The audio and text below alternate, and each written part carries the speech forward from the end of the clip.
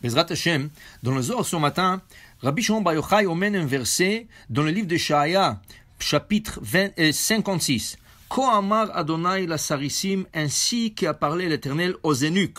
Quels sont les eunuques? Vous savez que dans la cour du roi, il y a beaucoup de serveurs, de serviteurs et de servantes. Et Chad Shalom, pour ne pas qu'il y ait beaucoup d'adultère qui soit commis dans la cour royale, alors ils castraient. Il castrait le serviteur pour qu'il ne soit pas avec les femmes. Ceux-là, ils sont appelés des eunuques. Ces eunuques-là, c'est des hommes qui n'arrivent pas à avoir des enfants. Alors, quand Amar Hashem la Sarissim, ainsi a dit Hashem aux eunuques. Quels eunuques on parle? On parle Maïka Maï Sarissim. Quels sont les sarissim? Ilen inun chavraya, des mishtadli boraita, ceux qui font attention à l'étude de la Torah. Umsar sigarmayu kol shita yamim de Shabbata, et ils se privent tous les 6 jours de la semaine de plaisir du monde. Aussi, le verset, c'est sûr qu'il parle aussi de gens qui ne peuvent pas avoir des enfants toute leur vie. Alors, il y a des gens qui ont des enfants, mais malheureusement, les enfants ne sont pas réussis. Et ceux-là, ils font contre la Torah, ils ne suivent pas le chemin que leurs parents les ont tracé. C'est comme Has Veshalom, cette personne n'avait pas des enfants. Oui, il a fait son devoir. Kibud Avaim, comme on voit chez le roi Hiskia, qui ne voulait pas avoir des enfants, car il a une prophétie comme quoi ses enfants seront des idolâtres.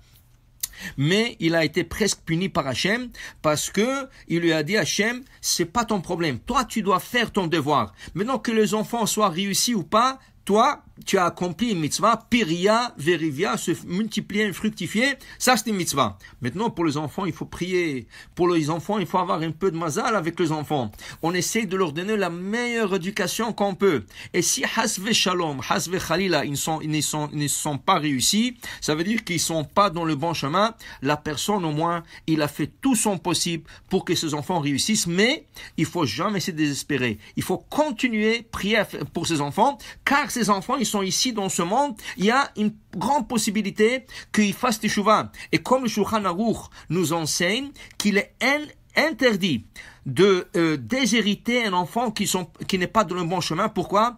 Peut-être lui, il n'est pas dans le bon chemin, mais Bezrat Hashem, son fils et son petit-fils seront dans le bon chemin. Alors il faut jamais écarter un enfant du bon chemin. Mais maintenant, il y a carrément des gens qui n'ont pas des enfants. Et cela, Has Veshalom, ils quittent ce monde sans le saint souvenir. C'est pour cela qu'il est très important que ces personnes-là, dans leur vivant, ils font quelque chose pour leur âme.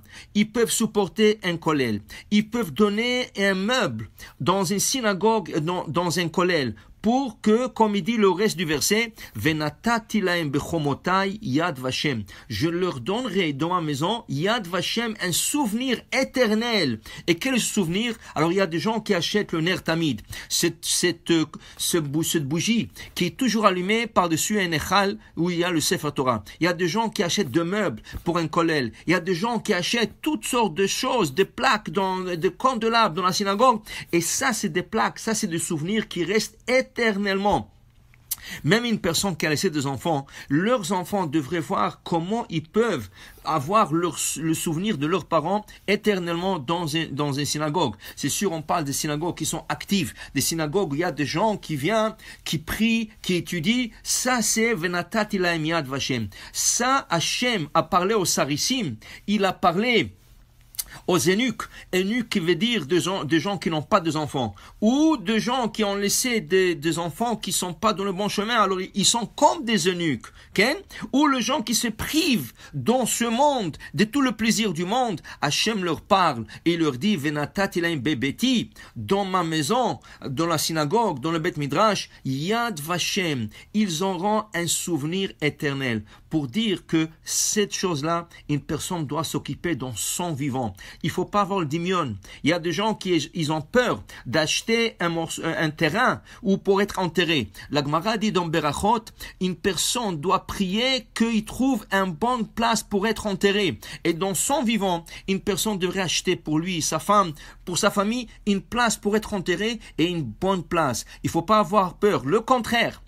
quand une personne achète ce type de choses, c'est là qu'il a une longue vie. Et là, il enlève un grand souci de ses enfants. Imaginez-vous à la dernière minute, les enfants sont pris par le chagrin de perdre un parent, et en plus de ça, la grande dépense qui vient avec, c'est l'enterrement, le déplacement et tout ça. Alors une personne doit être chacham et s'occuper ça dans son vivant, et Bezrat Hashem, ça va lui amener une longue vie. Baruch Adonai L'Olam, Amen ve Amen.